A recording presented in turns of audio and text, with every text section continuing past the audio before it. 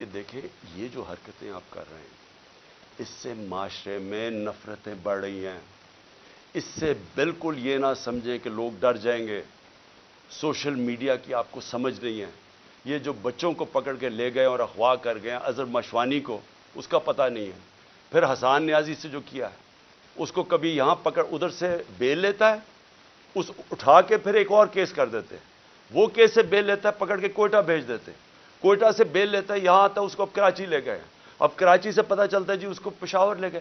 یہ کون سے معاشرے میں ہوتا ہے؟ مجھے بتائیں کسی جمہوریت میں، اور ہماری بتائیں، میرے 3.5 سال میں بتائیں کبھی کسی سے ایسے ہوا ہے؟ ان کی 30 سال سے چوریاں تھیں. 95% کیسز ان کے پرانے تھے. ہمارے تو صرف دو بڑے کیسز ہوئے تھے شہباز شریف کے.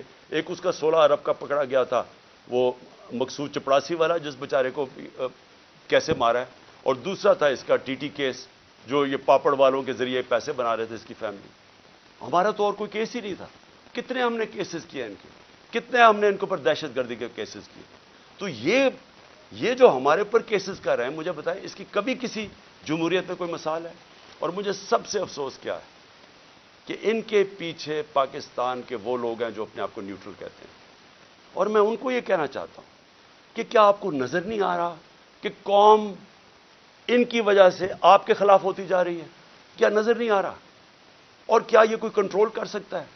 میرے ٹویٹر کے اوپر تقریباً 1 کروڑ کوئی 70 یا 80 لاکھ فالوور ہے.